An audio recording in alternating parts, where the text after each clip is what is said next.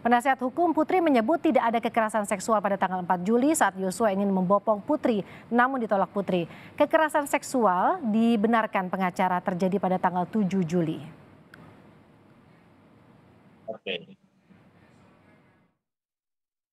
Pertama-tama kami dari tim penasihat hukum mengucapkan terima kasih ya kepada Majelis Hakim sudah mempertimbangkan permohonan kami bahwa kita minta untuk keterangan mengenai kekerasan seksual itu dilakukan secara tertutup.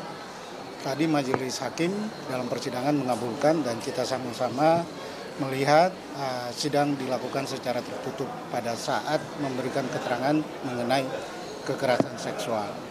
Artinya klien kami bisa memberikan keterangan tersebut. Kita nggak tahu ya apa hasil yang di dalam, belum tahu juga. Mudah-mudahan klien kami bisa memberikan apa yang sebenarnya terjadi, fakta apa yang dilakukan oleh pihak korban Joshua ini terhadap klien kami. Bang, tapi gini, konteks pelecehan seksual itu sebetulnya apa sih? Karena kan ada dua versi yang mengatakan bahwa pelecehan seksual itu terjadi ketika ada adegan bopong-membopong, tapi kemudian Pak Ferdi Sambo mengatakan bahwa pelecehan seksual itu terjadi tanggal 7 Juli, satu hari. Enggak, itu saya clearkan ya. Ini kan selalu beredar di luar mengenai kejadian tanggal 4. Itu kejadian tidak ada, artinya tidak ada pelecehan di situ. Tidak ada kekerasan seksual di tanggal 4 itu. Hanya Joshua ingin membopong dan sudah ditanggapi atau ditolak oleh Ibu Putri pada saat itu.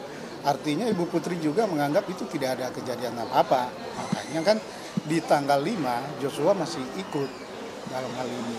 Waktu Ibu Putri bertemu dengan anaknya yang kedua di Jogja. Jadi nggak ada masalah itu. Artinya memang belum ada kejadian kekerasan seksual di situ. Oke, jadi kekerasan seksual itu terjadi di tanggal 7 sore. Iya. 7 sore. Tanggal 7. Pak, tadi di awal kuasa hukum Richard Eliezer minta agar besok persidangan untuk Richard secara daring. Bagaimana tanggapannya, Pak? Tanggapan saya sebenarnya begini, itu kan haknya mereka lah untuk mengajukan permohonan. Tetapi kan pertanyaannya ada beberapa. Apa kepentingannya, dasar hukumnya apa, ya? Kan selama ini juga apakah Richard terintimidasi? Itu kan harus ditanya juga. Apa urgensinya untuk daring? Apakah ada yang ditutupi? Apakah mereka takut untuk bersaksi?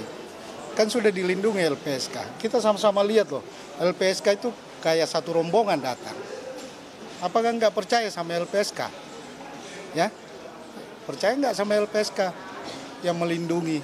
Ada hakim, ada jaksa. Ya, kenapa? Jadi kayak orang takut gitu kan? Gitu. Jadi justru kami khawatir gitu, jangan-jangan ada informasi, ada keterangan yang memang mau ditutupi dengan upaya menghindari adanya pemeriksaan atau eksaminasi secara terbuka gitu.